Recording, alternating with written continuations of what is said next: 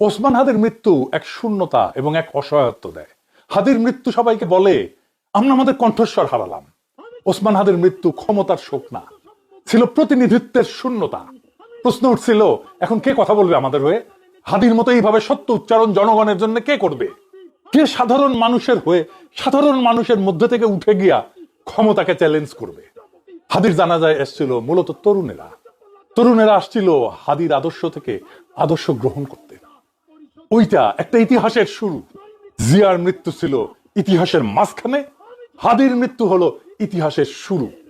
হাদির যেরকম মৃত্যু ছিল, একই ধরনের মৃত্যু ছিল মার্টিন লুথার কিং এর। এই দুইজনের মৃত্যুতেই তৈরি হয়েছিল একটা প্রতিনিধিত্বের ভ্যাকুয়াম, শূন্যতা। দুইজনেই ক্ষমতার শীর্ষেও ছিলেন না, রাষ্ট্রের আনুষ্ঠানিক কেন্দ্রেও ছিলেন না, কিন্তু সাধারণ মানুষের ভাষার প্রতিনিধি ছিলেন। তাদের মৃত্যুতে ক্ষমতার ভারসাম্য বদলায়নি, কিন্তু জনগণের মধ্যে তার কণ্ঠস্বর হারানোর শোক তৈরি হয়েছে। মানুষ প্রশ্ন করছে অসহায়ের মতো, উনি না থাকলে এই কথাগুলো কে বলবে? আজকে বলে না হাদির মৃত্যুতে, কে আমাদের মতো হয়ে এইভাবে কথা বলবে? কে আমাদের জন্য এইভাবে কথা বলবে? হাদির মৃত্যুতে এসে বলে না সবাই, কে এইভাবে এত সাধারণভাবে আমাদের কথাগুলো আবার বলবে? এইবার আসেন খালেদা জিয়ার মৃত্যু নিয়ে। খালেদা জিয়ার মৃত্যু একটা কমপ্লিটলি ডিফারেন্ট বার্তা দেয়। উনি রাজনীতিতে সক্রিয় ছিলেন না দীর্ঘদিন।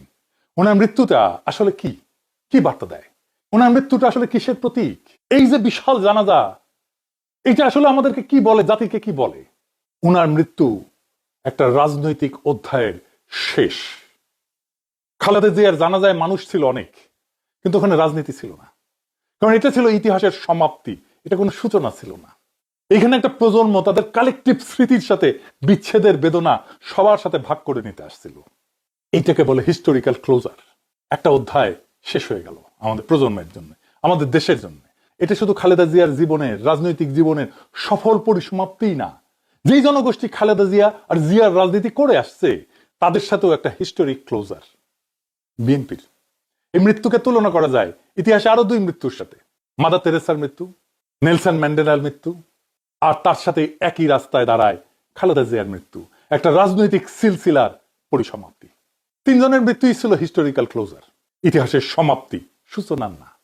মাদার তেরেসার মৃত্যুতেও ক্ষমতার কোনো পরিবর্তন হয়নি, কেউ ভোটও চায়নি উনি, কারণ সবাই ওখানে গেছেন ওনাকে বিদায় জানাতে, কারণ ওনার জীবদ্দশাতে যা করার দরকার ছিল উনি করে গেছেন। এই শোক প্রকাশ ছিল কৃতজ্ঞতার। নেলসন ম্যান্ডেলার মৃত্যুতেও সারা দুনিয়া কাঁদছে, কিন্তু ওনার মৃত্যুতে কোনো বিপ্লব হয়নি, কোনো বিপ্লবের ডাকও নাই। ওনার মৃত্যুতে ওনার সংগ্রামী জীবনের প্রতি সবাই শ্রদ্ধা জানাইছে। খালেদা জিয়ার মৃত্যু, সেটাও একই রকম একটা অধ্যায়ের শেষ। বিশাল জনসমাগম ছিল, কিন্তু এই যে শোক, এইটা কোনো সলিড রাজনীতিতে কনভার্ট হয়নি, কারণ এই মৃত্যুর সাথে ক্ষমতার প্রশ্নটা জড়িত না। এই তিনটা মৃত্যুই, Mother Teresa, Nelson Mandela, Khaleda Zia, কোনোটাই অসমাপ্ত প্রকল্প না। তাই জানাজা হয়েছে জনসমুদ্র, কিন্তু কোনো স্লোগান ওঠেনি, শপথ হয়নি, যেটা হয়েছে হাদির জানাজায়।